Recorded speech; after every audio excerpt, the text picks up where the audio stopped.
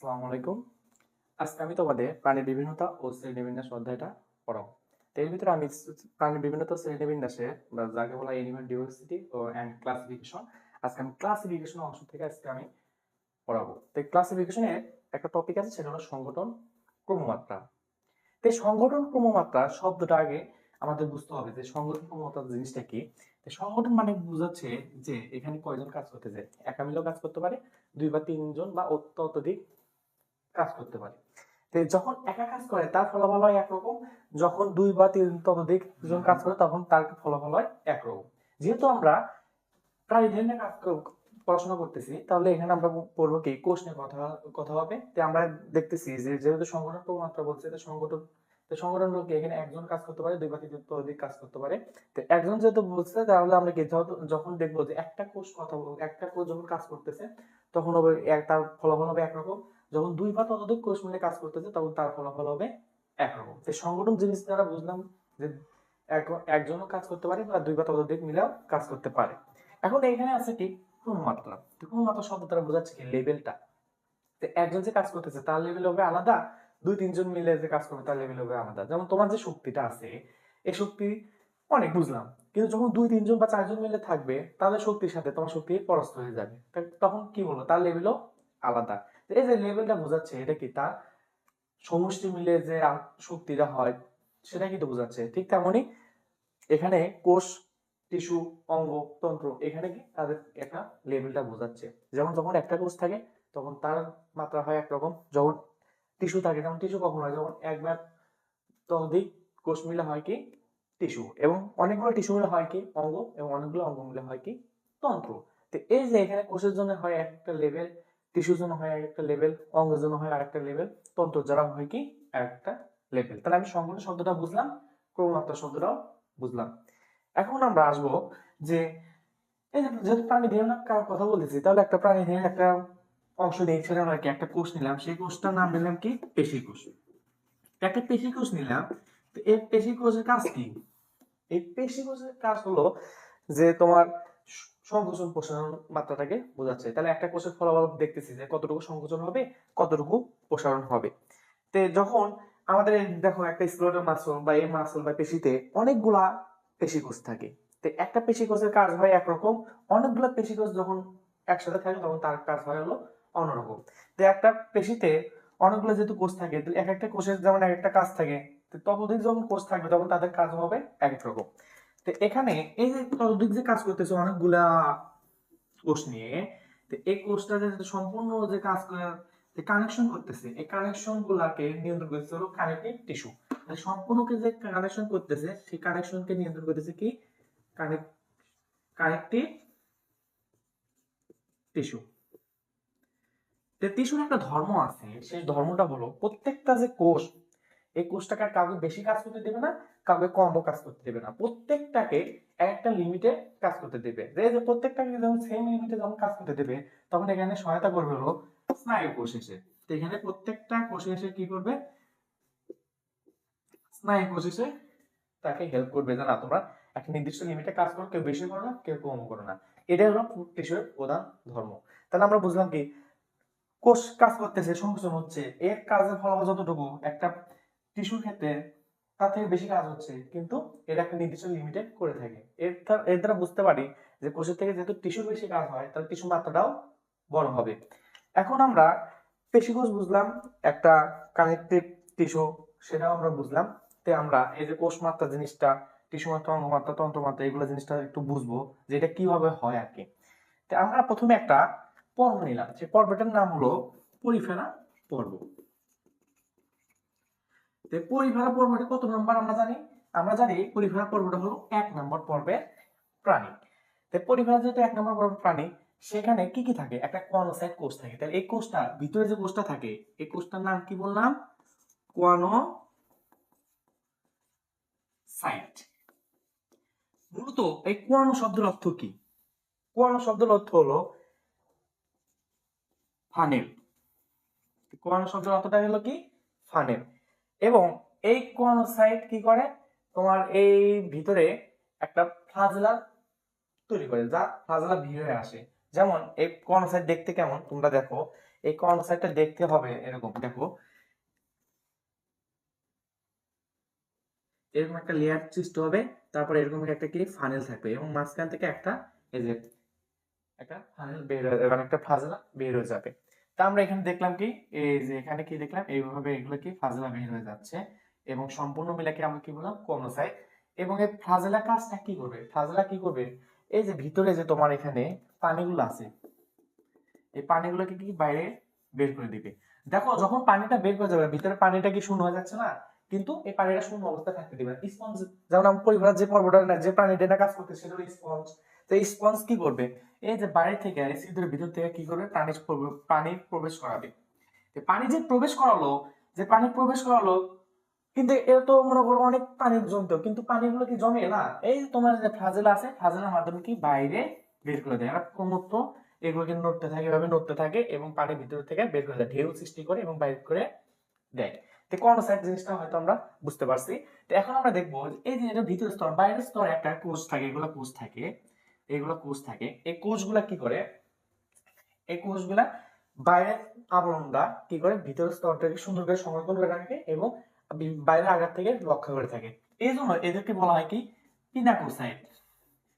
পিনাকোসাইট যে বললাম, আসলে পিনাকো শব্দটার অর্থটা কি, পিনাকো শব্দের অর্থ হলো ত্বক, মানে কি বাইরের যে আবরণটা আছে সেই আবরণটা ভিতরের স্তরটাকে সুন্দর করে আবৃত করে রাখে, কোনো ক্ষয় হতে হতে দেয় না।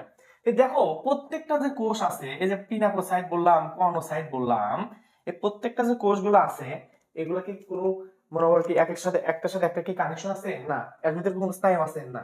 যেহেতু একটার সাথে একটা কানেকশন নাই, এদের নিজস্ব ভাবে এরা কাজ করে থাকে, এরা নিজস্ব ভাবে কাজ করে থাকে ব্যতিক্রম ভাবে, প্রত্যেকটার সাথে কোনো কাজে ধর্ম নাই। এই জন্য এরা কি কোষ, একটা কোষ এক এক ভাবে কাজ করতেছে। এই জন্য আমরা কিছুক্ষণ আগে যেমন বললাম যে কোষের কোষীয় মাত্রার কাজটা কি, সেই একটা কোষ হবে, কোষটা তার নিজের মতো করে কাজ করবে, যা আমরা এখানে কর্নোসাইট এবং পিনাকোসাইটে দেখলাম। তো এগুলো কি করবে, নিজস্বভাবে কাজ করে থাকে। এই জন্য পরিবার পর্বের প্রাণীটাকে বলা হয় কি কোষীয় মাত্রা প্রাণী। এবং এখানে আমরা লক্ষ্য করে দেখবো এখানে প্রত্যেকটা ভিতরে একটা ক্ষুদ্র ক্ষুদ্র আর একটা কোষ থাকে, এই কোষটাকে বলা হয় হলো আর্কিওসাইট। মূলত আর্কিওসাইট জিনিসটা কি, আর্কিও জিনিসটা হলো আদি কোষ। অর্থাৎ এই যে আমাদের কোরোনোসাইট মিনাকোসাইট যে কোষগুলো আছে, এই কোষগুলা কি করে যখন বিনষ্ট হয়ে যায় বা শেষ হয়ে যায় তখন পুনরায় তৈরি করতে সাহায্য করে কি আর্কিওসাইট। অর্থাৎ বলা যায় যে পরিফেরাতে যে স্পঞ্জ নামক প্রাণীটা আছে এর সম্পূর্ণ গঠনে তৈরি করতে সবচেয়ে বেশি ভূমিকা পালন করে হলো আর্কিওসাইট। এবং আর্কিওসাইট প্রত্যেকটা ব্যতিক্রম, এখানে কোনো স্নায়ু কোষের সাথে কোনো মিল নাই, সেহেতু আমরা এখানে বলতে পারি কি এরা কোষীয় মাত্রার প্রাণী এবং এরা পরিফেরা। এজন্য বলা হয় কোষীয় মাত্রার প্রাণীটা হলো এক নম্বর পর্বের প্রাণী এবং তা হলো পরিফেরা। এখন আমরা দ্বিতীয় একটা চিত্র দেখব, যে চিত্রটাতে আমরা এখানে কি বুঝাইছি। মূলত দেখো এখানেও দুটা স্তর আছে, মাঝখানে ফাঁকা জায়গা আছে। তো দুটা স্তর, একটা হলো ভিতরের স্তর, একটা হলো বাইরের স্তর। বাইরের স্তর হলো এপিডার্মিস, ভিতরের স্তর হলো এন্ডোডার্মিস। এবং এখানে একে এপিডার্মাল বলা হয়, একে এন্ডোডার্মাল বলা হয়। ডার্মাল কখন বলা হয়, ডার্মাল বলতে বলা হয় যখন অপরিণত বয়স, তখন বলা হয় ডার্মাল। আর ডার্মিস শব্দটা হয় হলো তখন যখন এটা একটা পরিণত বয়সে হয়ে যায়। তা আমরা একে এপিডার্মিস হিসেবে বললাম আর কি, যে এই যে এপিডার্মিস মানে কি, এটা বাইরের ত্বক। তো এই যে বাইরে যে ত্বকটা আছে, এই ত্বকটাকে বলা হয় কি পেশি আবরণী কোষ। কি বললাম আমরা, একে বলা হলো পেশি আবরণী কোষ।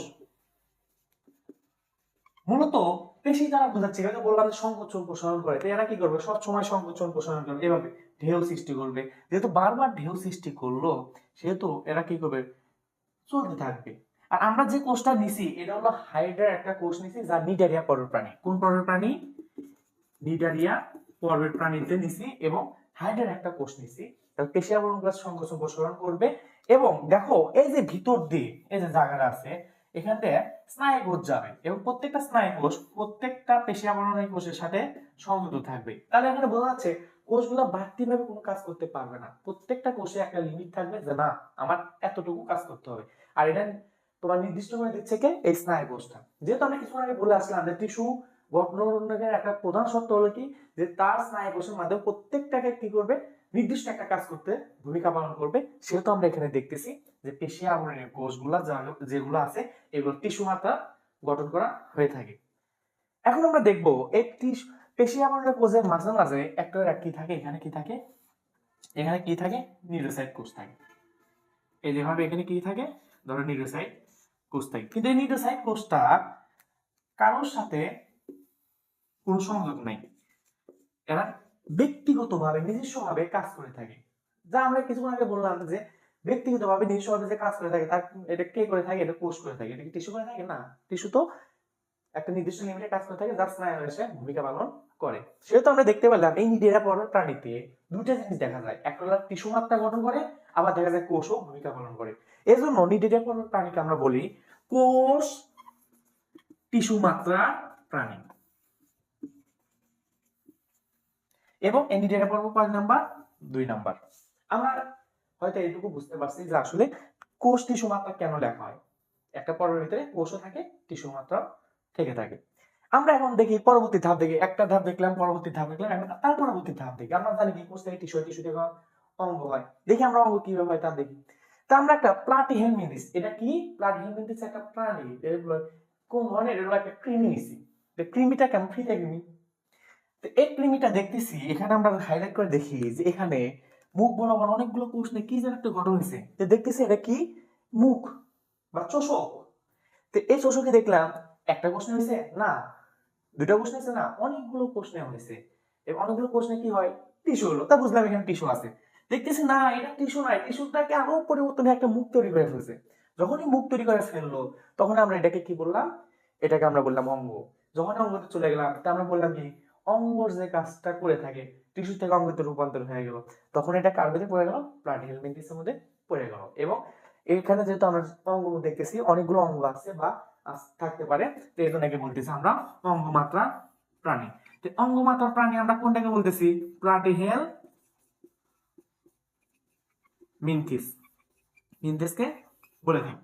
আচ্ছা দেখো, এখানে শুধু কি অঙ্গ আছে? না, এখানে কি এই যে অনেকগুলো কোষ মিলে কিছু একটা হচ্ছে। দেখো তো এখানে কিছু একটা হলো। তো এই যে এখানে কিছু একটা হচ্ছে, এটা কি কোনো অঙ্গ তৈরি হয়েছে? না, এটা কোষ থেকে টিস্যুতে রূপান্তর হয়েছে। তার মানে কি এখানে দেখতেছি কি এখানে টিস্যু আছে, এজন্য একে বলা হয় কি? টিস্যু অঙ্গমাত্রার প্রাণী। তার মানে কি প্লাটিহেলমিনথেস কি? টিস্যু অঙ্গমাত্রার প্রাণী। এভাবে দেখবো কি প্লাটিহেলমিনথেসের পর আছে নেমাটোডা। তো নেমাটোডা তো দেখি কি এখানে অঙ্গমাত্রা নাই, অঙ্গমাত্রা তার কি? তন্ত্র চলে না। তো তন্ত্র মানে কি? যেমন একটা পরিপাক তন্ত্র থাকে, তারপর তোমার একটা মুখের যে আছে আছে এখানে এইটুকু তন্ত্র থাকে, মানে অনেকগুলো অঙ্গ মিলে হয় কি? তন্ত্র। তো সেখানে আমরা দেখবো নেমাটোডাতে দেখবো কি তন্ত্র মাত্রা আছে। এবং সেখানে আরো দেখবো যে শুধু তন্ত্র নয়, অনেকগুলো আবার অঙ্গ আছে। এই জন্য আমরা বলবো নেমাটোডা থেকে যত পর্ব আছে, যেমন কি মলাস্কা, অ্যানালিডা, আর্থ্রোপোডা, তারপর তোমার একানোডার্মাটা, এগুলো যা আছে সবগুলো তন্ত্র মাত্রায় গঠন করা হয়ে থাকে। তাহলে আমরা বলতে পারি কোষ মাত্রা হলো কারা? কোষ মাত্রা হলো পরিফেরা, যা পর্ব 1, এবং তারপরে আছে হলো কি কোষ টিস্যু মাত্রা, যা হলো তোমার হলো নিডারিয়া, যা হলো পর্ব 2। তারপর বললাম আমরা টিস্যু অঙ্গ মাত্রা, যা হলো তোমার প্লাটিহেলমিনথেস, যা মনে করো 3 নম্বর পর্বে। এবং অঙ্গতন্ত্র মাত্রা আমরা বললাম কি? নেমাটোডা থেকে বাকি সব, অর্থাৎ কি নেমাটোডা 4 থেকে 5, 6, 7, 8, 9, এগুলো সব কার ভিতরে পড়লো? অঙ্গতন্ত্র মাত্রার মধ্যে পড়ে গেল। আমরা একটা জিনিস জানি যে নেমাটোডা সর্বপ্রথম তন্ত্রতে দেখা যায় না, প্রথমে আমরা দেখতে পারি হলো সামুদ্রিক কোন একটা প্রাণী, তার যার নাম ছিল নেমাটিয়ান। এই নেমাটিয়ান পর্ব প্রাণীতে প্রথমে এই তন্ত্রমাত্রাটা বিদ্যমান হয়, তারপর ধীরে ধীরে আমরা এটা নেমাটোডাতে পরিণত হয়, এবং তারপর আমরা বলতে পারি যে তন্ত্রমাত্রা শুরু হয় কই থেকে? নেমাটোডা থেকে। তাহলে আজকের আমি যাবতীয় যে ক্লাসটা পড়ালাম, এখানে সারসংক্ষেপ বলে এভাবে হয় যে এখানে সংগঠন ক্রমমাত্রা যা বুঝলাম, সংগঠন মানে এক জনের কাজ করতে পারে, 2 বা ততোধিক জন কাজ করতে পারে, কিন্তু একজনের যে সামর্থ্যটা সেটা একরকম হয়, 2-3 জনের যে সামর্থ্যটা সেটা আরেক রকম হয়, এবং তার সাথে কোনোদিন তারতম্য হয় না। এবং কোষ বুঝলাম, তারপর টিস্যু বুঝলাম। টিস্যুর একটা ধর্ম বললাম, সেটা হলো কি যে টিস্যু সবসময় কি করে? তার স্নায়ু সেখানে একটাই মানে একটা ইঙ্গিত দেয় যে না, তোমার সবাই সমানভাবে কাজ করতে হবে। আর টিস্যু ধর্ম এটাই যে সবাইকে সমানভাবে কাজ করায় কোষগুলোকে। তারপর আমরা কি বললাম? কোষ থেকে টিস্যু হলো, অনেকগুলো কোষ মিলে টিস্যু হলো, অনেকগুলো টিস্যু হলো আবার অঙ্গ হলো, এটা আমি বুঝে দিলাম। তারপর তন্ত্র হলো, এবং প্রত্যেকটার উদাহরণ আমি সুন্দর করে দিলাম কি পরিফেরাতে একটা স্পঞ্জ নামক প্রাণী নিয়ে, সেখানে আমরা কোয়ানোসাইট, পিনাকোসাইট পড়াই দিলাম। তারপর আমরা নিডারে পর্ব প্রাণীতে নিয়ে গেলাম, এখানে আমরা এখানে দেখাই দিলাম। এবং নিডোসাইট যে কোষ থাকে, এখানে এই কোষটার নাম আমরা বলছিলাম কি, নিডোসাইট কোষ। এবং এই নিডোসাইট কোষ সম্পর্কে একটা তথ্য দিয়ে রাখি, সেটা হলো নিউরোসাইট কোষ ভিতরে যে বিষাক্ত পদার্থ থাকে সেটা বাইরে বের করে দেয়, শিকার চলনের গুরুত্বপূর্ণ ভূমিকা পালন করে, যা আমরা এটাকে প্রাণী পরিস্থিতিতে পড়বো। তারপর আমরা প্লাটিহেলমিনথেসিসে আমরা এইগুলো পড়লাম, আর এইভাবে ক্রমান্বয়ে এই সংগঠন ক্রমমাত্রা হয়ে থাকে। এখন আমরা দেখবো যে যে তোমার সংগঠন ক্রমমাত্রা যা পড়ালাম, এখান থেকে বিগত বছরে কি কি প্রশ্ন আসছে। তা আমরা দেখবো যে ঢাকা বোর্ডে, ঢাকা ভার্সিটিতে, রাজশাহী ভার্সিটিতে, চট্টগ্রাম ভার্সিটিতে, মেডিকেলে এখান থেকে প্রশ্ন হয়নি, তার মানে কি সামনে আসতে পারে আর কি। কিন্তু আমরা দেখতেছি যে একমাত্র যে জাহাঙ্গীরনগর বিশ্ববিদ্যালয়ে মানে জিইউতে বারবার প্রশ্ন এখান থেকে ঘুরে ফিরে আসছে, তার মানে কি সামনেও আসতে পারে। তো এর পাশাপাশি দেখলাম যে বোর্ডের থেকেও একটা দুটো প্রশ্ন আছে এখান থেকে, তার মানে কি অত্যন্ত ইম্পর্টেন্ট এই টপিকটা। তারপরে দেখলাম যে প্রথমে যে এখানে প্রশ্নটা আছে, এখানে আছে কি কোষীয় মানে যে কোষীয় সংগঠন ক্রমমাত্রার উপর ভিত্তি করে প্রাণী জগৎকে কয় ভাগে ভাগ করেছে। তাহলে বললাম কি কোষীয় সংগঠনের যে সংগঠন ক্রমমাত্রা, দেখো সংগঠন ক্রমমাত্রা আমাদের সংগঠন ক্রমমাত্রা পড়লাম, সেটা দিয়ে দিছে, বলছে উপর ভিত্তি করে প্রাণী জগৎকে কয় ভাগে ভাগ করেছে। আচ্ছা আমরা কি কি বললাম দেখো তো, কোষ, টিস্যু, অঙ্গ, তন্ত্র, তার মানে কয়টা ভাগে ভাগ করা হলো, 4টা ভাগে ভাগ করা হলো। তার মানে প্রথম প্রশ্নের অ্যান্সার কি হবে দেখো তো, 5 2 3 আর 4, অ্যান্সার কি হবে 4। অনায়াসে আমার ওইটুকু লেকচার যদি তোমরা করে থাকো, অনায়াসে তুমি অ্যান্সারটা তুমি দিতে পারবা। তবে এটা অ্যাকচুয়ালি যে ডি ইউনিটে সেট এন এর 2022 এই প্রশ্নটা এসে বসছে, তার মানে কি তোমাদের আসতে পারে, এর সম্ভাবনা অবশ্যই আছে। তো এখন দেখো দ্বিতীয় প্রশ্ন দেখছে যে পরিফেরা পর্বের প্রাণীদের সংগঠন ক্রমমাত্রা কেমন। এই দেখো প্রশ্ন আবার দেখো, সংগঠন ক্রমমাত্রা। আচ্ছা দেখো তো, আমি যখন কোষীয় মাত্রা একটা পড়ালাম, তখন আমি কি পরিফেরা কোন প্রাণীটা উল্লেখ দিছিলাম, স্পঞ্জ নামক একটা উদাহরণ দিছিলাম। এখানে দেখো পরিফেরা পর্বে বলে দিছে, কোন পর্বের, পরিফেরা পর্বে। তা আমি যখন স্পঞ্জ নিয়ে আলোচনা করলাম, সেখানে আমি কি বললাম, কোষীয় মাত্রা। তো এখানে বলছে কি পরিফেরা পর্বের প্রাণীদের সংগঠন ক্রমমাত্রা কেমন। তাহলে তোমরা বলো যদি জেনে থাকো, তাহলে ওখানে লিখছিলাম পরিফেরা পর্ব অন, তার মানে এখানে অ্যান্সার কি হবে, কোষীয়। যেহেতু অন তার মানে কি কোষ, এই শুধুমাত্র কোষীয়। আমার কি আর এগুলো পড়তে হবে না, এখানে তো অ্যান্সার পেয়ে গেলাম। এরপর দেখো তৃতীয় প্রশ্ন, দেখো বলছে নিডারিয়া পর্বের প্রাণীতে সংগঠন ক্রমমাত্রা কেমন। আবার দেখো সংগঠন ক্রমমাত্রা, পাশাপাশি দেখো এখানে নিডারিয়া দিয়ে দিছে। আচ্ছা দেখো তো, আমি কিন্তু দ্বিতীয় যে উদাহরণটা দিছিলাম, মানে দ্বিতীয় যে প্রসেসটা শিখিয়ে দিছিলাম নিডারিয়া, এবং নিডারিয়া কি শিখিয়ে দিছিলাম, হাইড্রার একটা কোষ নিছিলাম, সেখানে আমরা কি তোমার এখানে পেশি আবরণী কোষ দেখাইলাম, তারপর নির্দোষায়ী কোষ দেখাইলাম, এবং পাশাপাশি সেটা কোন মাত্রা সেটা বলে দিছিলাম যে এটা কি মাত্রা হবে, সেটা কেমন হবে, কোষ টিস্যু মাত্রার হবে। মানে টিস্যু মাত্রা হয়, আবার মাঝে মাঝে নিউরোসাইট কোষটা হয় হলো কোষীয়, আর তোমার ওই পেশি আবরণী কোষগুলো যা আছে যা স্নায়ু থাকে, সেটা আমরা কি বললাম, তোমার অবশ্যই কি বললাম, টিস্যু মাত্রা। তাহলে অ্যান্সার কি হবে বলো তো, কোষীয় হবে না, টিস্যু অঙ্গ হবে না, অঙ্গ তো কোনো প্রশ্নই আসে না। তাহলে এখানে হবে কোষ টিস্যু, এই তবে অ্যান্সার এটা কোষ টিস্যু। আমাকে এটা পড়তে হবে। এটাও দেখো জাহাঙ্গীরনগর বিশ্ববিদ্যালয় ডি ইউনিট এগুলোতে আছে, 21-22 সেশনে আসছে। চতুর্থ নম্বর প্রশ্ন দেখো, সর্বপ্রথম কি বলছে, সর্বপ্রথম টিস্যু অঙ্গ মাত্রা, মাত্রার গঠন দেখা যায় কোন পর্বে। আচ্ছা দেখো তো, বলছে কি টিস্যু অঙ্গ, তাহলে আমি বললাম কোষ, টিস্যু, অঙ্গ, তন্ত্র। তো তন্ত্র তো কোনো অপশনই নেই, শেষ। কোষের কথা নাই, বলছে টিস্যু অঙ্গ। তাই মনে করো যদি দেখো, আমি প্লান্ট হেলমেন্টিস একটা কৃমি দিছিলাম, ফিতা কৃমি, এবং ফিতা কৃমিতে ওখানে আমি পড়ছিলাম চোষক নিয়ে পড়াছিলাম, সেখানে আমি দেখলাম কি এখানে অঙ্গ তৈরি হচ্ছে, চোষক ওটা একটা অঙ্গ, পাশাপাশি কি টিস্যু ছিল। তার মানে এখানে আমি অনায়াসে বলতে পারি যে টিস্যু অঙ্গ বলে দিছে, টিস্যু কথা বাদ দিলাম, অঙ্গের কথা বলছে। তাহলে এখানে কি বলছিলাম, প্লান্ট হেলমেন্টিস 3 নাম্বার, এই যে তোমার 3, এই প্লান্ট হেলমেন্টিস প্রথমেই দেওয়া আছে। তাহলে কি আমি নেওয়া হেলমেন্টিসে যাবো, অ্যানুলেটে যাবো, নিডারে যাবো না, কোশ্চেন কালি না, আমি প্রথমেই তো পেয়ে গেছি। এখন কথা হলো ভাইয়া নেমাথেলমিন্থেস জিনিসটা কি, সেটা কি নেমাটোডা পর্ব, সেটা আগে এর নাম ছিল নেমাথেলমিন্থেস। দেখো তারপর এটা দেখো, জননাঙ্গর সংগঠন ক্রমমাত্রা কোনটি। দেখো এখানে জননাঙ্গ, অঙ্গর কথা এখানে উল্লেখ আছে। অঙ্গের কথা উল্লেখ আছে মানে কি, অঙ্গতে চলে আসে, তাহলে এটা কি টিস্যু অঙ্গ। তাহলে এটা কোন পর্বতে থাকবে, দেখো টিস্যু অঙ্গ। তাহলে টিস্যু অঙ্গ হলে কি হয় অ্যান্সার দেখো তো, অঙ্গতন্ত্র হবে, কোষ টিস্যু, কোষ এটা অবভিয়াসলি টিস্যু অঙ্গ, এটা চলে যাবে। এখন কথা হলো ভাইয়া, এই জননাঙ্গ এটাই তো আপনি এটা দেখাননি। তা আমি এখন বলে রাখতেছি যে প্লান্ট হেলমেন্থিস এটা মনে দিছিলাম কি টিস্যু অঙ্গ, ঠিক তেমনই কয়েকটা আছে। একটা হলো কি জননাঙ্গ, কি কি বললাম, জননাঙ্গ, চক্ষুবিন্দু, কি কি বললাম দেখো, জননাঙ্গ, চক্ষুবিন্দু এবং প্রোবসিস, এগুলোর ভিতরে কি আছে? টিস্যু অঙ্গ মাত্রা আছে।